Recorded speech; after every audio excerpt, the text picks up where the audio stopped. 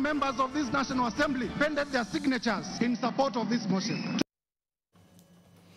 All right, and welcome back to this special broadcast in this special time where the Senate is literally hours away from sitting, hearing, and determining that question on the impeachment of the Deputy President Rigathi Gachagua. And actually, as I informed you earlier, Justice Chachamwita did decline to stop the Senate from moving forward with the impeachment, arguing that the court will have its time once Parliament finishes with this process. I'm joined in studio now by two eminent lawyers, Kibe Mwengai and Dan Kanojwang. Gentlemen, less to say about what's happening. Everyone knows what has happened. But let me just pick your thoughts on these specific questions on why have we seen many petitions to try and stop this. This has to be the most sought-after conservative orders that we've ever had in the country.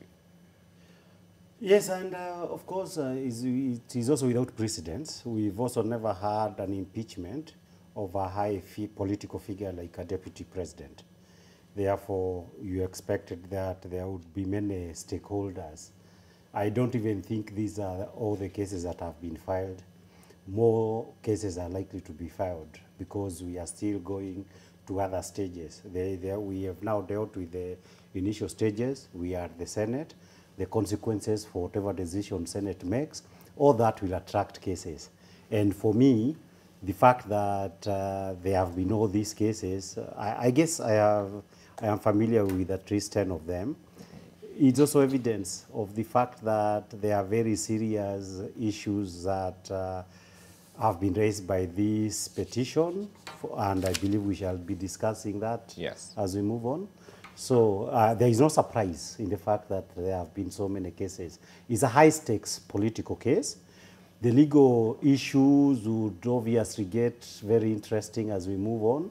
Today, the most important thing that happened, people are focusing on no orders were given. But for me, that's not the most important issue. The most important issue for me today is that the High Court asserted its jurisdictions to hear impeachment proceedings arising from the circumstances we are facing of the Deputy President, and of course that follows any presidential impeachment. So what this means is this, that as long as the Deputy President Gachagua wants to fight, is that, and these are petitions, this matter will not come to rest until the Supreme Court gets its final word. So the drama, the tension is likely to be increasing as we move on. You remember, the biggest hope for the group that is anti-Gachagua was that somehow you can prevent the Kenyan courts from dealing with impeachment. Of course, this was a far-fetched idea, not very well grounded in the Constitution, but it was more of political hope than the reading of the Constitution. Right. So that has been settled more or less today. More or less, yes. Ojwang, what's your sense with what's happening? No, I agree with Wakili. Cynics says that the more than 20 cases, because of course it's high stake, the cynics will say all those 20 cases, if you took those efforts to convince each senator, those will be 20 senators. But it is clear that the tactics for the Deputy President have shifted more to the temple of justice than to the Parliament, much of the effort, that is. And of course, it's high stake. We are a constitutional democracy. And therefore, the Constitution also expresses the will of the people.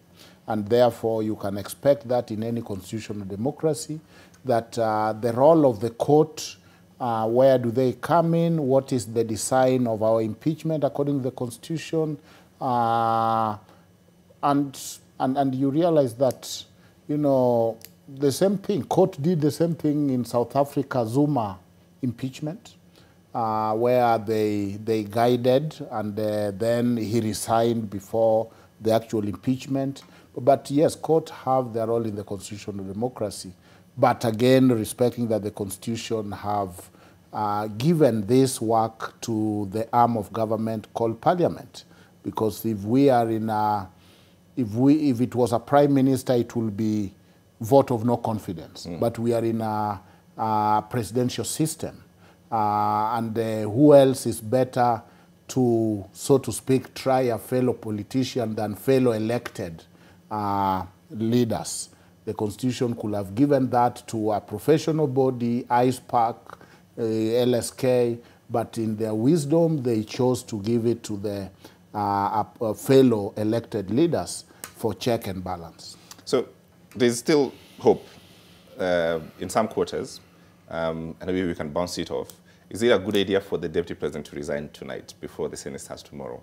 And this is hinged on the question of he then, if he gets impeached, in the event he gets impeached, that politically then he has, you know, some bandwidth. If he does get impeached, then he doesn't have that kind of bandwidth because then he gets barred for 10 years.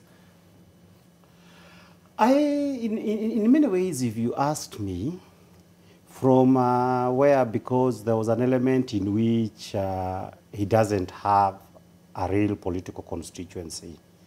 One of the biggest tragedy for the Deputy President is that William Ruto was his entire political constituency. That happened with a lot of people in central Kenya, because this crazy decision where they went to UDA, they went to Kenya Kwanza without their own ship, without their own party. Ford Kenya went with a party, Amani went with a party, even Pamoja. Virtually everybody was going to coalitions with a party. Right. But the largest political constituency, I don't know what had took hold of them. They made this miscalculation that you could go to a coalition But maybe they own the without party. your own But house. maybe they own the party. No, they don't own the party. It is obvious. This party, the parties in Kenya, this one called UDA, we all say it's Ruto's party. ANC is Mudavadi's party. Ford Kenya's is Speaker Wetangula's party. There is another one of Mutua. This Odinga has ODM. Kalonzo has Wiper. He has nothing. And for me, because of that, you would really be able to see that he has more or less reached the highest point he could reach. So it's not a situation whereby if you fought, you could lose a lot, because the way the politics are going, it is not like the chances that he could be president are very, very high. You see, I'm speaking as a person from that what does constituency. That mean? I mean it exactly that you cannot say that you are going to another election. We saw in the voting, and I respect him a lot. Everybody knows that. But even as I respect him, the truth of the matter is, when you had virtually everybody being more loyal to you than to Gachagua, I'm telling you, if it was who is this, Wiper, Kalonzo, or even anybody, even Wetangula, you could not see a situations whereby 90% of the Luya or the Kamba are not with him. So this is unprecedented, where you have seen, like, even starting with Nyeri, his own county, you had everybody not turning up for him. And therefore, that's why I'm saying, without a political constituency, you could not, it is not easy to say that you are a viable presidential candidate. And therefore, proceeding with this thing, because there is now the sympathy vote, okay? Yeah. There is the issue. But apart from the sympathy vote, there is also the anti-Ruto sentiment. Because you see, what is happening in Mount Kenya is that if you, the more you appear to humiliate Gachagua, everybody, even who on a good day or a normal day does not support Gachagua, gets offended. All this is being taken against Ruto and everybody else who was able to mobilize against Gachagua. Therefore, in the Maki, actually the idea would be this. He's very vulnerable right now politically because Ruto is the only constituency. But Ruto could also be the same man who gives him a constituency, particularly if the deputy president is able to give up a good fight. And a good fight in court, because of the way the impeachment proceedings so far have been messed. And I'll tell you another mess that is about to take place at the Senate. It will be a very interesting fight in the courts. All right. I want to ask about this, before we get to the politics, and just in terms of hygiene, how now the courts are obviously going to be asked to pronounce themselves. And we then find ourselves in a situation whereby the courts then have installed a deputy president back in office in obvious conflict with the political class. How does that play out? If that were to happen? Yeah, and I think the impeachment responds to both political and legal issues. To what extent does court get into the details of impeachment? I think there is various view that they cannot get to the actual detail, maybe the process. People have various authority on that area. I think substantially court, law is meant to bring order. In fact, the word law and order has become a common synonym. So as the judge, they should find and judge in a way that law brings order and not disorder. Law regulates conduct, law brings order in the society. And so if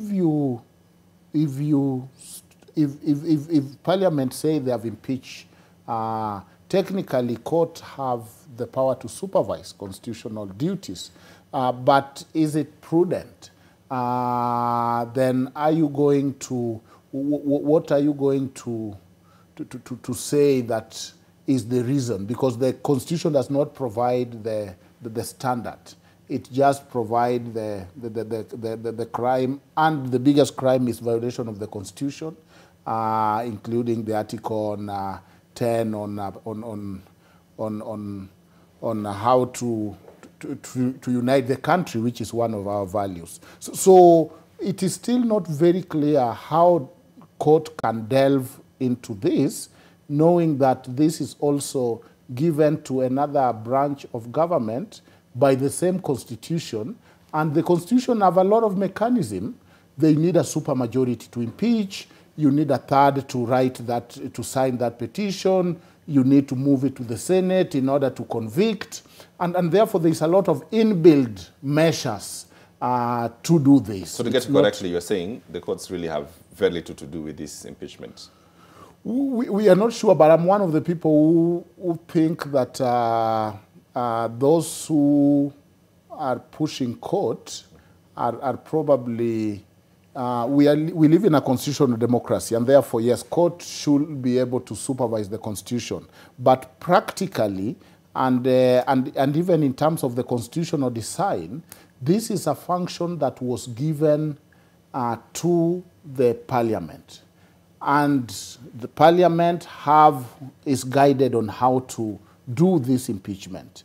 And there is measures towards it. And therefore, I'm one of those people who still believe that courts have limited role and not substantive role. And that's why I would rather that the Deputy President team concentrated more in persuading the Parliament, who have this duty and who have these safeguards and measures, rather than maybe, so to speak, putting all your eggs in one basket, that court will come with that magic bullet and overturn what the National Assembly and the Senate probably are going to do. So, for example, as a matter of sheer strategy, why will you look like you are belittling the Senate, which you are going to appear before, and outrightly show you don't have hope in whatever they are able to do? Even if that judge is there, you are setting them up, because all these are constitutional bodies that are meant to do various functions. Mm-hmm. I think this is an overstretch. Let me answer to that. The way it works is that the president, deputy president, the judges, members of parliament, they are either members of constitutional organs and they are state officers themselves. The president and the deputy president take two oaths. The oath to perform their functions in accordance with the constitutions, and the oath of allegiance and to be the guardians of the Constitution. So that in impeachment proceedings, the first thing and the first hammer must fall on President William Ruto. in the sense that it is upon him that he was supposed to weigh the issue before you sponsor emotions against your deputy. Was this purely political motivations, or there were obvious crimes and infractions of the breaches of the constitutions? That for the president failed completely because he sponsored a motion that is purely political. Now we go to the second safeguard. The second safeguard is the National Assembly. The National Assembly plays the important part of sieving and being able to be satisfied that in fact there is allegations that are worth to be pursued by the Senate through a trial. Right. What happened at the National Assembly?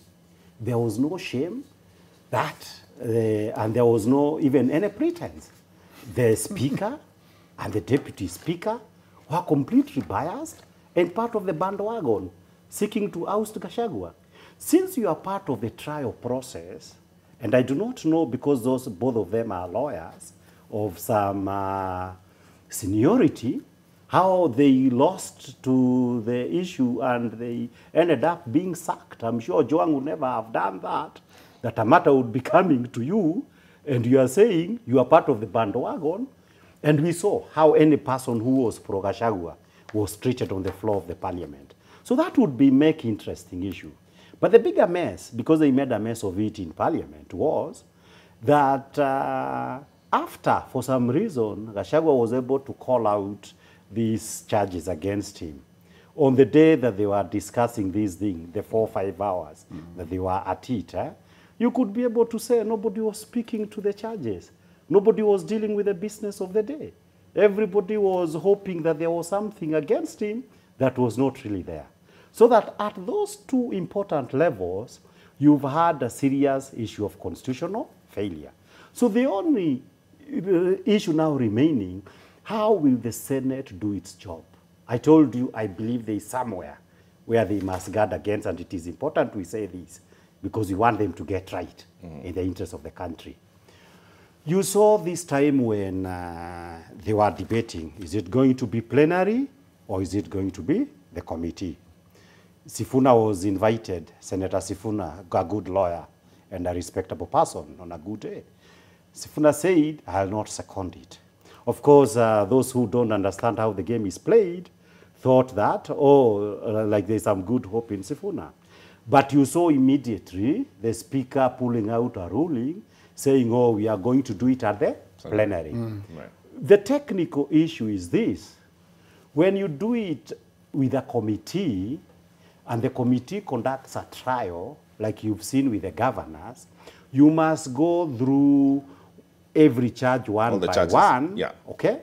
And then give your reasons why you are recommending a vote to say yes or no with respect to each of the charges.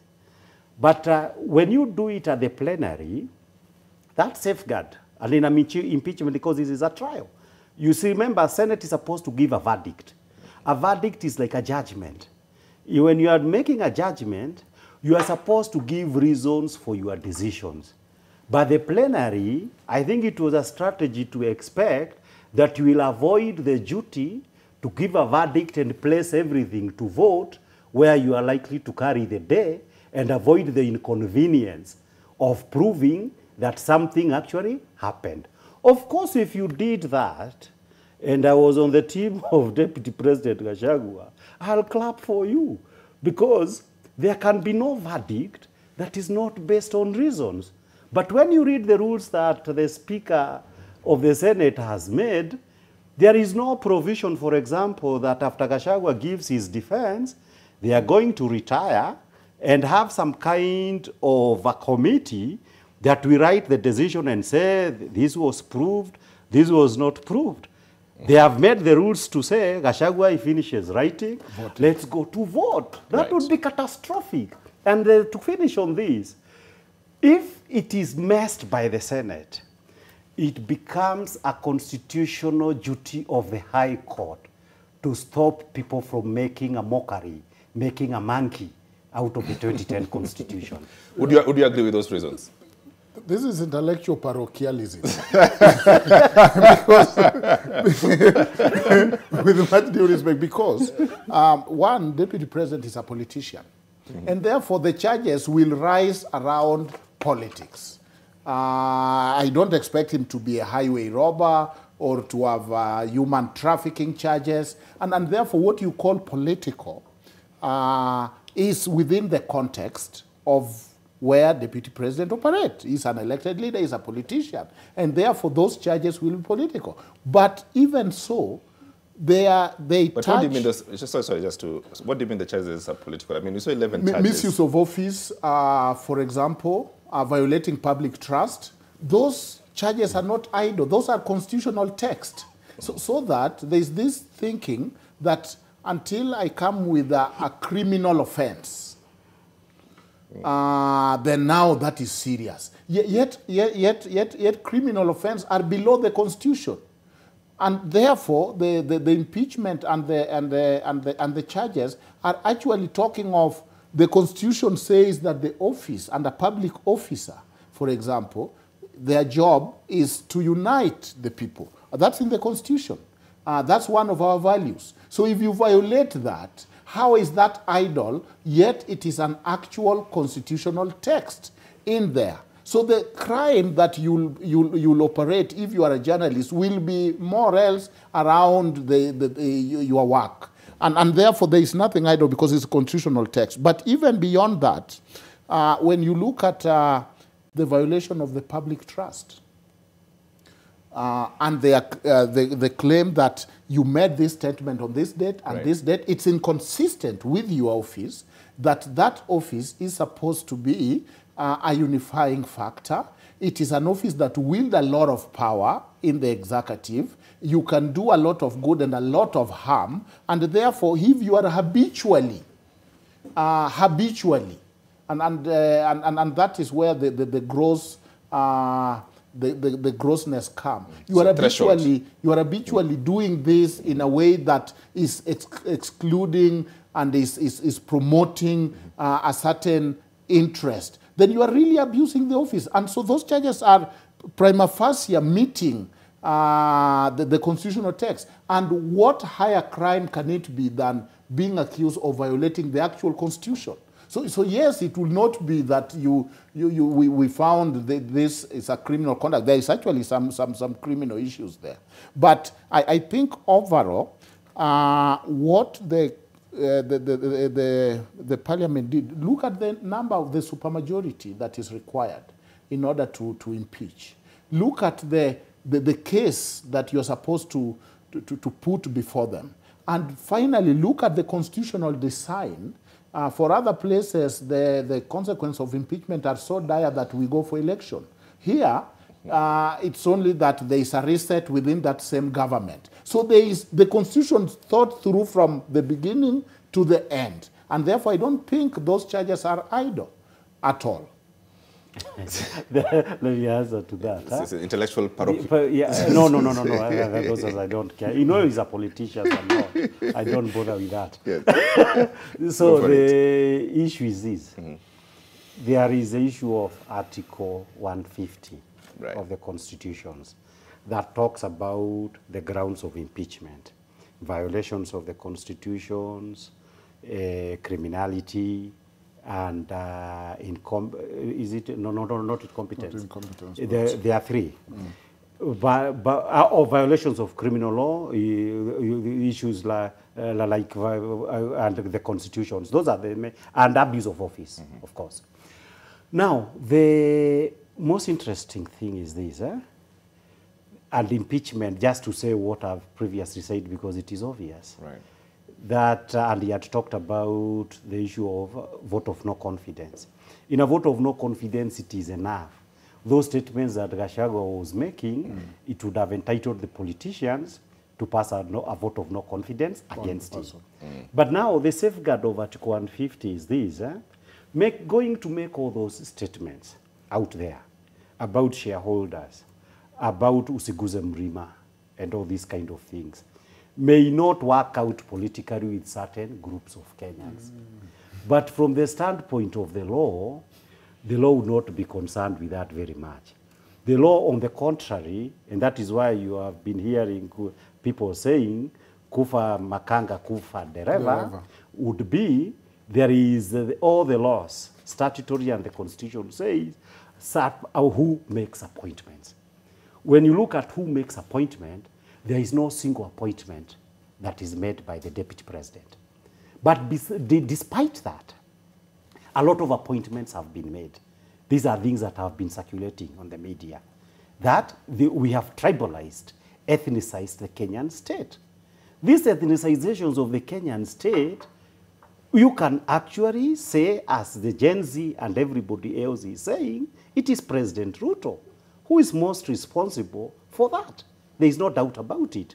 Yet, this is the same person who has sponsored a motion against his deputy who does not make any appointment. So it is that hypocritical. We go now to all these other charges that he says that what you have been entrusted upon you. As it were, this has been a deputy president who, for all practical purposes, has not been in charge of anything of significance. We've had Adani. We've had the cooking edible oil scandal. We've had like 10 mega scandals. We know the ministers. We know the other officers, including the office of the president, has been touched by some of these scandals. The deputy president's office, strictly speaking, has not been covered by the scandals. That little thing that they were talking about, for example, renovations. Now, for the renovation, that was one of the biggest circuses you can come across, because the money for renovation was passed by Parliament. So the big question is going to be, so when you gave money for renovations, what were you thinking about? Because it is for Parliament, for example, to say, like you are saying with these social health stuff, SHA. With this SHA, it is clear between 80 to 100 billion is being stolen. But Parliament said it's okay, because there is no software anywhere. Even the one that the Russians are fighting Ukraine with, or the one that trials Iron Dome, that can cost this kind of money. So that the scenario that we are having is that on the basis of what is there, it's a purely numbers game. The Constitution, and there is a whole history of impeachment across the world where it is. The Constitution provisions for impeachment is to ensure if we say so-and-so is a rapist, we should be able to say we can place that person with this woman somewhere. But if you cannot, it is not impeachable, because it only means it is trial by politicians. But that's all. It doesn't mean that the politicians are free to do anything under the sun. And that's why I'm saying here, the courts are being placed in a situation that either you embarrass Kenya and let these things stick, or you tell them you cannot just do anything, any monkey game, and you get away with it. And I think for me it would be a good thing, so that the courts are actually being told effectively to do a bigger job. Ordinarily, they will not even want to interfere. But if you present to them such a crazy scenario, like the one you are having currently, it is their duty to interfere. Yeah, we have appraised our students to watch the trial tomorrow. It's a constitutional moment, very important for Kenya, and I know there is a lot which is going to come up. But I don't think the Constitution is opaque on this, because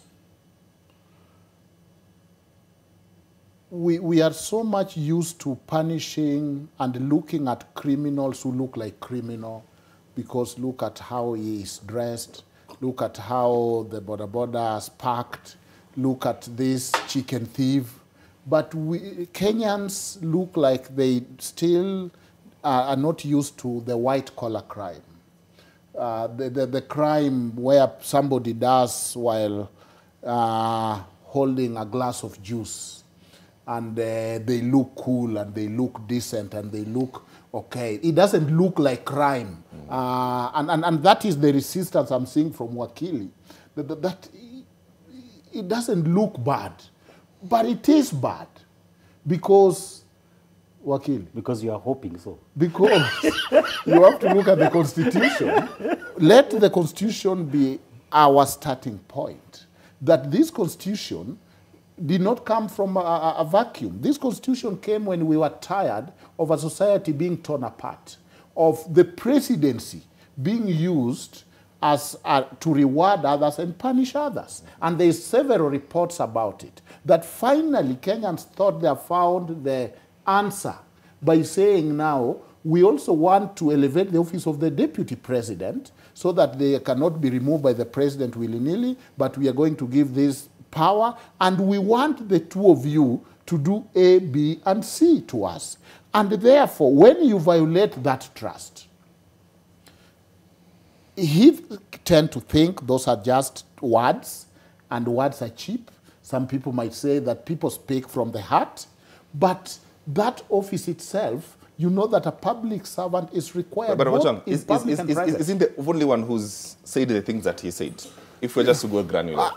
Okay, but that's a fair question, and he was making the same question. Yeah. I don't think that dealing with KEMSA is waste of time, and on this impeachment, there's the issue of KEMSA, and therefore that is at the heart of issue of corruption, because when Parliament put their foot down and start dealing with corruption, you will see changes in this country.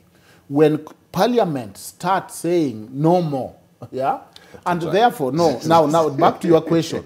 Is he the only one? Yes. I mean, is that even an excuse? Professor, it's others fair have done to it. concede. No, others have done it as have never been an excuse. That others have done it because we are used to others before. So we're drawing the line with him. Is that your argument? I just want to understand why him and why now. Why him? Of course, you know impeachment comes because, one, you are politically weak. Two, you have also violated the Constitution and the trust. Three, it is also solving political issues, because if you can't work with the cabinet, for example, where you disagree with the cabinet position and you are sitting there in the cabinet, then there is a problem. You cannot be part of that cabinet. So it's solving a lot of issues. May I just remind you, one second. The cat out of the bag. Yes. the president, current president, disagreed since COVID with President Uhuru Kenyatta and went out and said, taxes, question all things. Why wasn't he on the chopping block? So then the lesson then, if you draw the parallel, before you disagree, have some political muscles.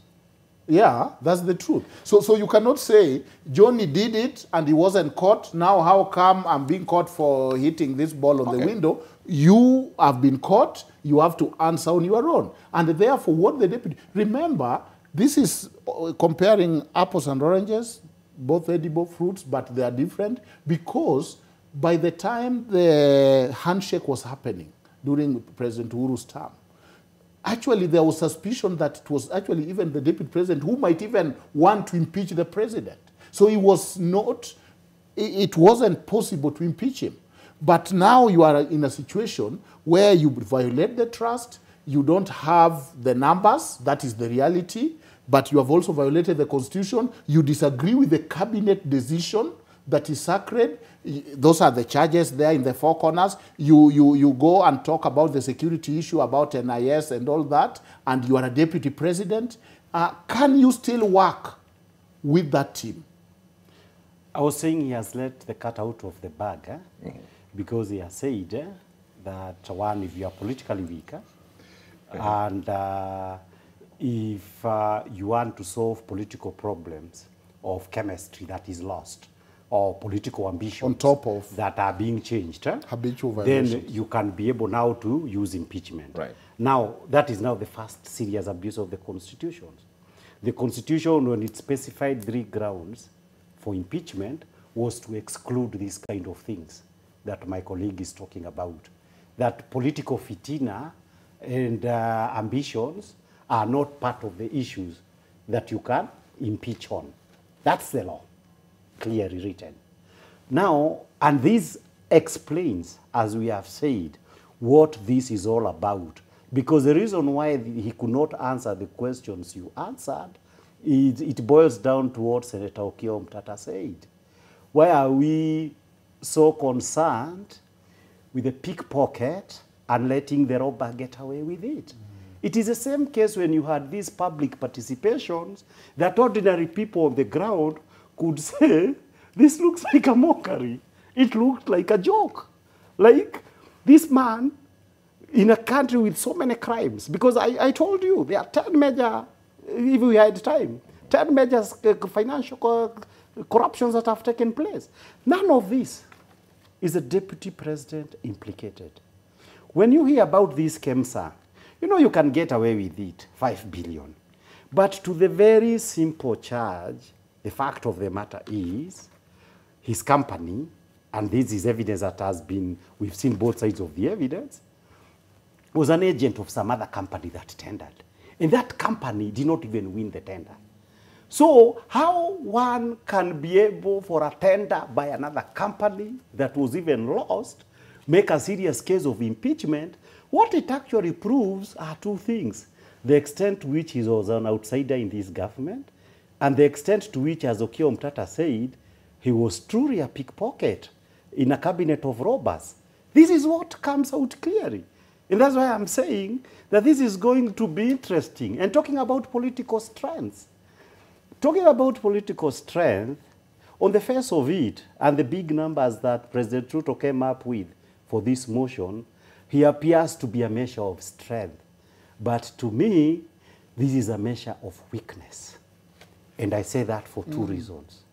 Number one, if you reach a stage in your political tenure as a president that you find it that you want to reconstitute your government, starting from the deputy, in which you would resort, first of all, in killing your own political party, UDA, okay, and the political alliance called Kenya Kwanza, it is a measure of weakness, not strength.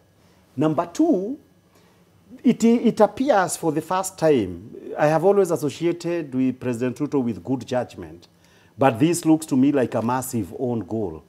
A massive own goal in two perspectives. Number one, it is obvious that the Gen Z, where it hit him so hard, and the aftershocks of it is these things like the impeachment you are seeing, and the parallels, the abductions that you are also seeing for the ordinary wananchi. What do they share in common? What they share in common is that the previous strategy, Ojwang is aware of it, was to reconstitute UDA into some kind of a Chinese Communist Party. That project has been abandoned for all practical purposes. You are actually seeing a situation whereby as we move forward, President Ruto is going to more and more rely on ODM for his own political survival. So did and President, therefore, for me, so did President Uhuru do in the last precisely, and it was a weakness, not strength. Yes. So that what is appearing as strength is actually a weakness. The second weakness is this. When you go like you went for an overkill, you want to go for 300 MPs in the National Assembly. In the Senate, perhaps you will go for 50. Okay? Why is it a weakness? It's a weakness for this reason. You want to finish Gachagua, but Gachagua, you may not actually be able to finish him politically with the impeachment. What you are sure it will finish are all these other, in Kikuyu land they are called Togeges, all these other people that in Kikuyu land are called Togeges and Komereras. You are going to finish them politically. What are those Togeges? Togeges basically it means people who don't get it, who don't talk in parliament, who basically, you see, like when there was debate, and you saw it in the National Assembly, and you will see it at the Senate, right. They usually have nothing to say. They just look at things happen, then they are asked to vote. They say yes or no. That is what it means. Those group that he assembled in Mount Kenya region have been finished politically. So that in the next 3 years, you are going to see a scenario in which, at the grassroots, nobody would credibly be able to speak for William Ruto. So it's a massive own goal from this impeachment. So I want to go to the closing side and ask another political question. Let me start with you, Ojwang. Who pays the political price for what is happening in this country at this moment? I'm not so much interested in political price or politician. I'm interested that our constitution has found a formula of always purging itself, resetting when we have made mistake, and that finally it is true that there is no, the sovereign are the people and not the king. You know, even if you look at traditionally, even in our customs, when a king is incompetent or unable to perform, we were able to change them. So for me, the winners, if so to speak, to change your question, it's the constitution, it's the Kenyans, and if you look at the whole political scene, finally Kenyans have found an issue of saying, I know I'm bad, but I know where we don't want to go. We don't want to go back to where the presidency was a ticket to exclude others. We want to have the constitutional value of unity, and we are in a better position to unite Kenyans than those sitting in those high offices. Now, may I ask, do you genuinely believe that the way government is constituted and the position have been distributed, it espouses the best version of Kenya? There is no hint of tribalism. Is that what you want to say? No, but we must perfect our union. I believe there is, it must be there.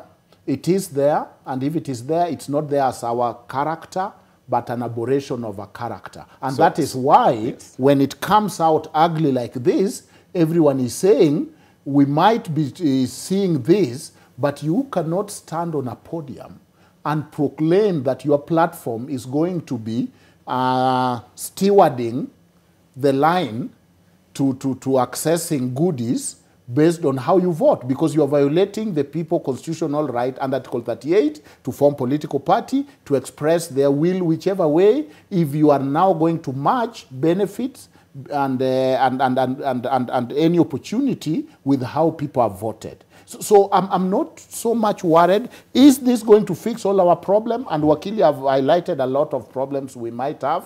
No, and I don't think anyone is claiming that this is the solution to every Kenya problem. But it will dent in a big way the issue of tribalism, which has been a cancer of this country. And therefore, Kenyans are winners. Help me with this. Well, it's in the bigger scheme of Kenyan politics. Gachagua occupies a very important position, but is a very nominal player in the politics and the power game as it has existed for the last 2 years. So whether or not you get him out of the way and use the positions to trade politically, for me, it is not a big thing. And for me, it is just evidence of the fact that in a country that is staring at bankruptcy, I see you dealing with business. You know Kenya is staring at bankruptcy. The government of Kenya is failing in day by day. You can't get the county's money in good time. You have messed up the health system, the university education. Virtually everything is messed up. Then all that we are seeing being done are to play political games to hunt the antelope.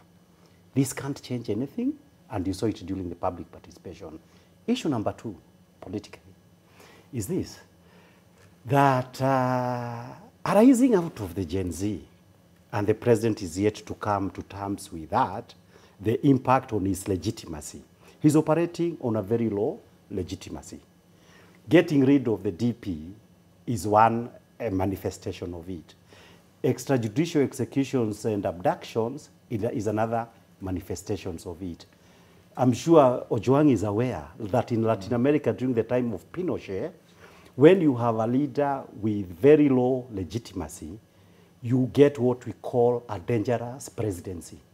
A dangerous presidency is when the president does not have legitimacy and is politically insecure. So over the next 3 years, you can actually be able to witness greater human rights violations and scorched earth theft of public funds. Because now you are no longer sure of re-elections, you are no longer what is tomorrow going to be. The third thing is the return of crude politics. Crude politics in the sense that when you can get a hate group, people who unite on an agenda of hate, then the position is this alliance of hate, where are you going to take it to?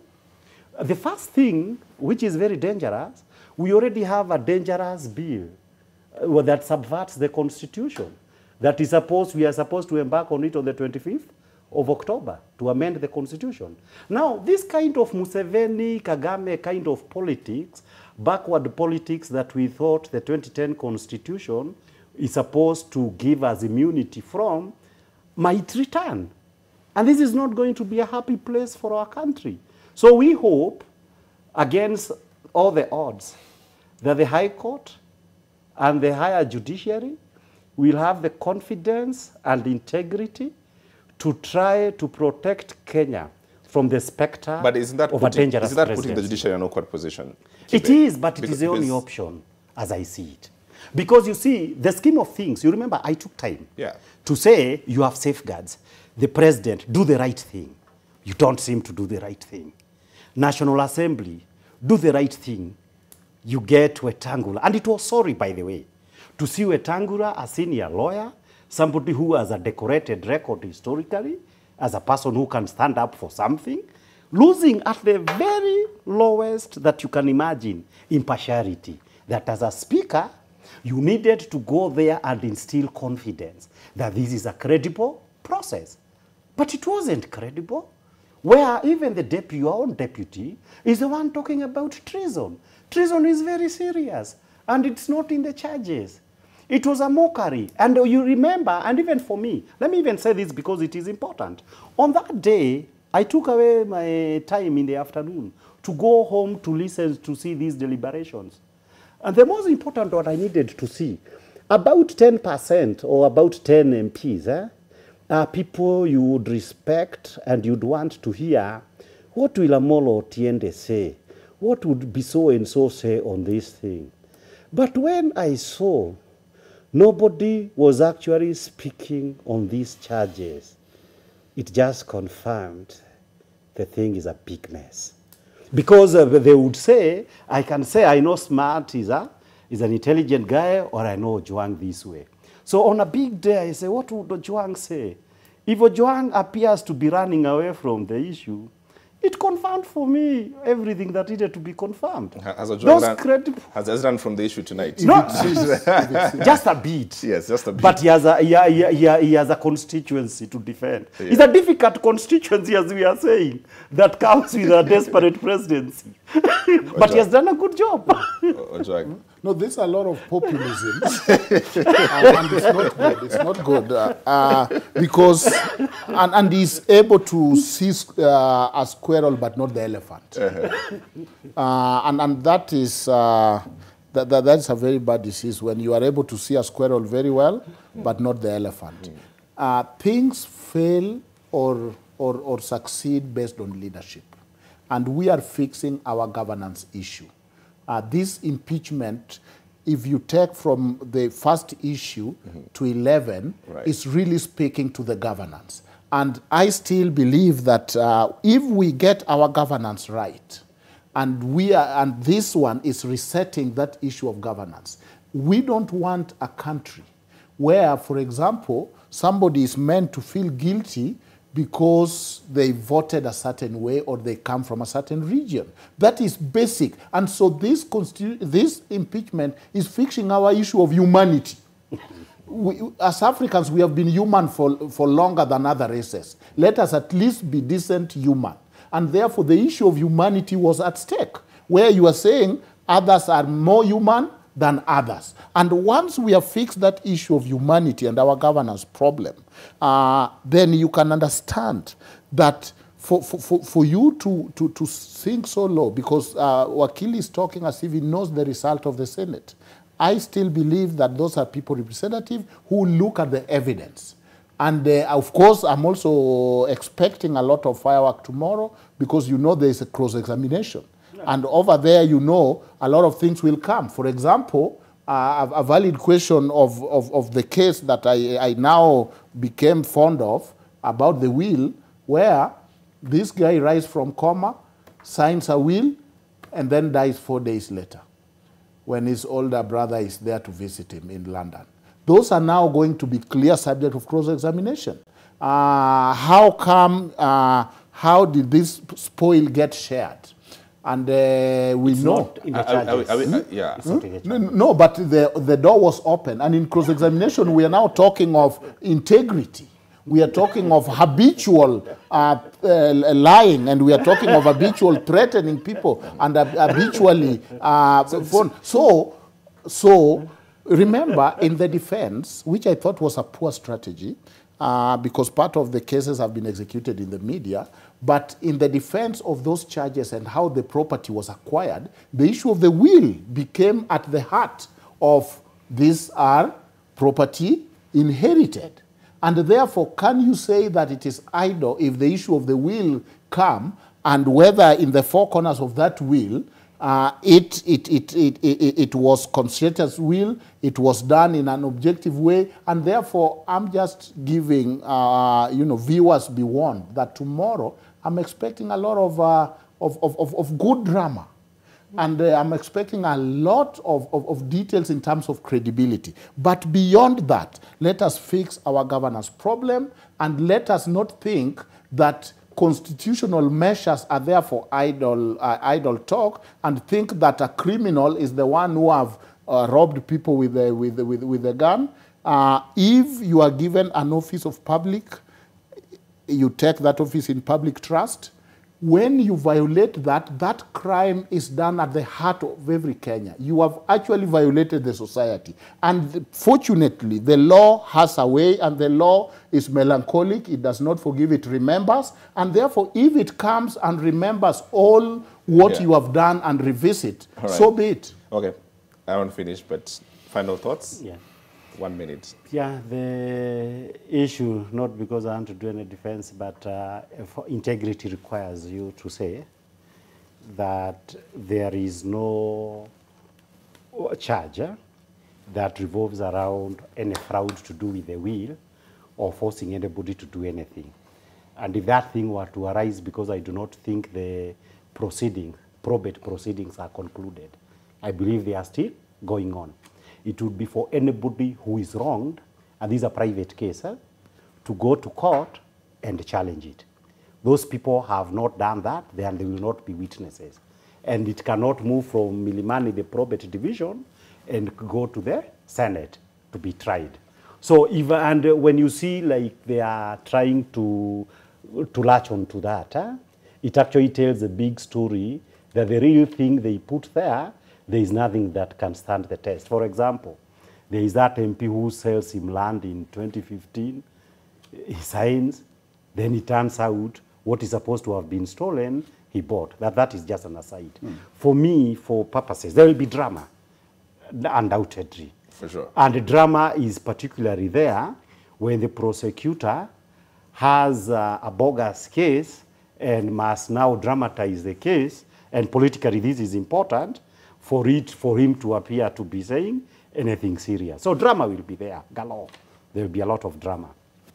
But that's, again, neither here nor there. The critical issue, whatever happens to tomorrow, by the way, if Gachagua is impeached, a big group of the educated elite Kikuyu, some of whom I get conversations with, are actually likely to be very happy.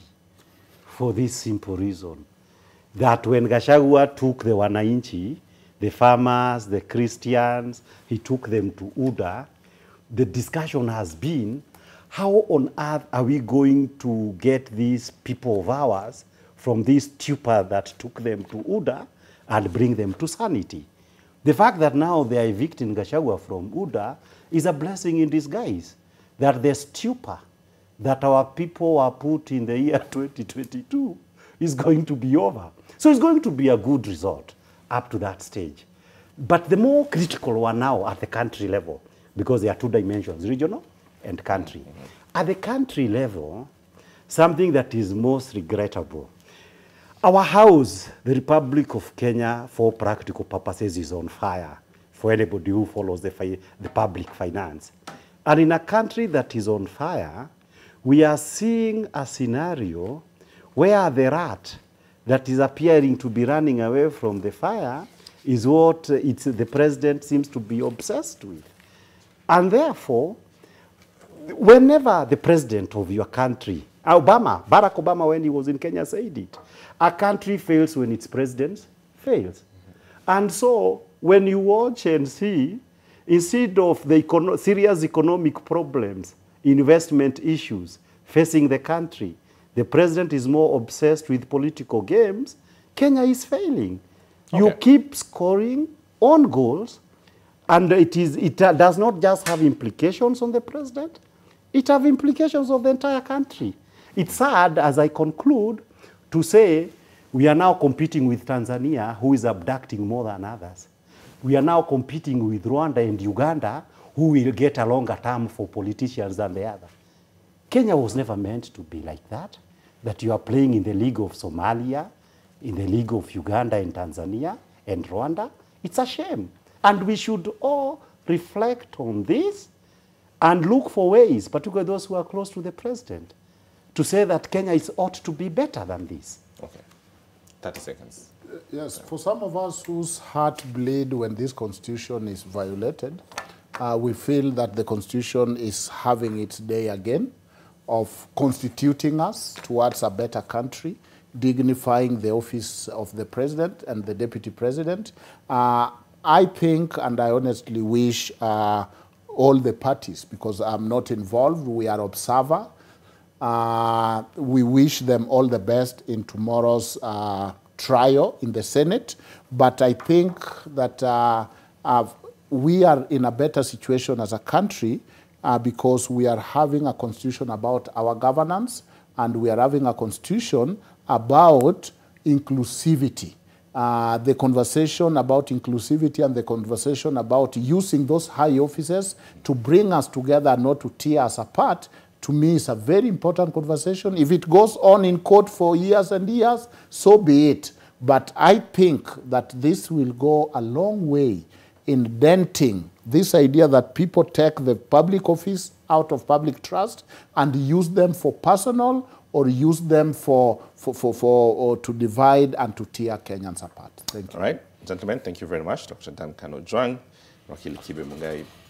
Fascinating tomorrow, drama galore. You've been watching this special series hours before the Senate sits to determine that question on impeachment of the Deputy President Rigathi Gachagua. We'll be live from 6 in the morning until the fat lady sings.